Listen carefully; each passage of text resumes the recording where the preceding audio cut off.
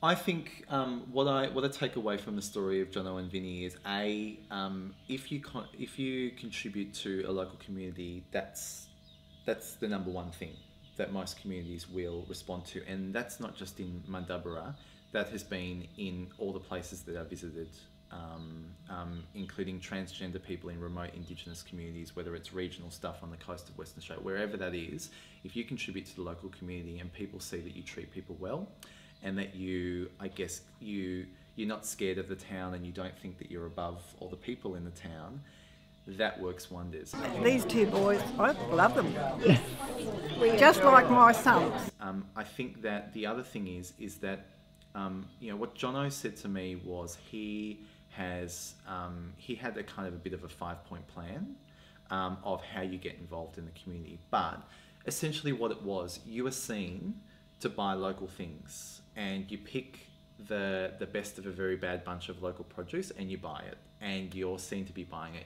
You get involved with all of the local business owners, you go and you eat at the pub. So they talked about going to the pub and everyone going, what are you doing here? The doctor and the doctor's wife never have eaten here in 20 years. But just by going and mixing with the locals and getting to know them, I think that's what I would take away, is that you just get involved, and all people want to do is, I guess, know that you contribute, know who you are in the way that you treat people, and the rest will, I guess what that means is that you've got Jono and Vinny who become real people. They become flesh and blood. It's not that gay couple who we never see because they never get involved and they think that they're better than us, or they're scared that we're going to run them out of town.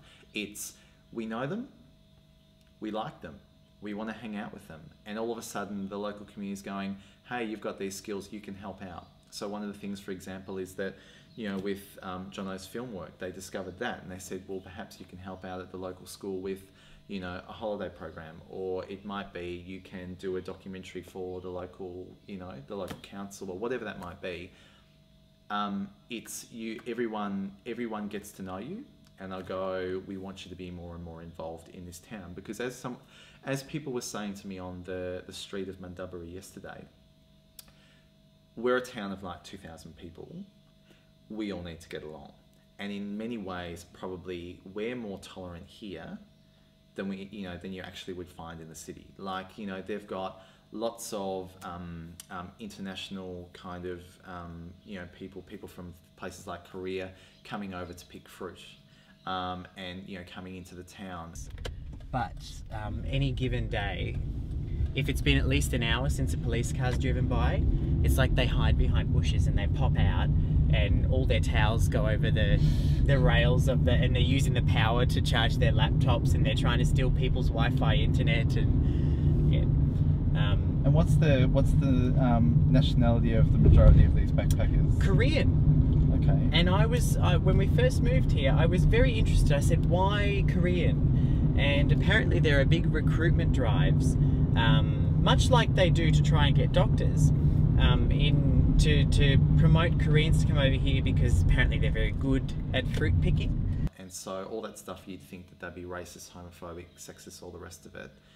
That's just not the reality. Not saying that there aren't people like that in every place. However, by and large, that's actually not the case, because what you've got is, you've got real flesh and blood, you've got people interacting, and it's like, we all have to get along, because otherwise this is going to be a pretty small, shitty place if we don't, we don't hang out and have a good time.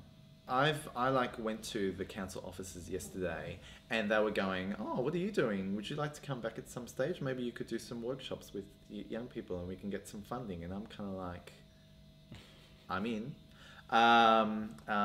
Get to hang out with Jono and Vinny, and to play with the Labradors, and to hang out in Mundubbera and see, just get a real sense about, I feel like I was privileged. I feel like I got a chance to get a glimpse into what it would be like if I was kind of, part of the doctor and the doctor's wife that actually came to a small community. And I just got a glimpse about the kind of the feeling and the connection, and how that might be a beautiful, wonderful thing. And I would be happy to come back and get a glimpse of that again.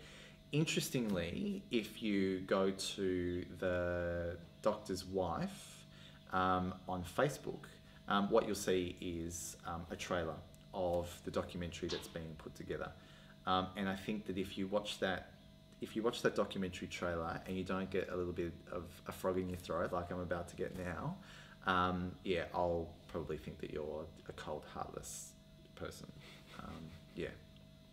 I'm off to Brisbane tonight, so the guy who so kindly did my website for Beyond That's Okay, so that'sokay.com.au, check it out. He's going to be in Brisbane tonight, and we're going to catch up kind of halfway through the tour and talk about the website and all that kind of stuff, and just hang out because he's a lovely guy, and that will be nice, and have some dinner, and then I'll get stuck into Brisbane, so to speak.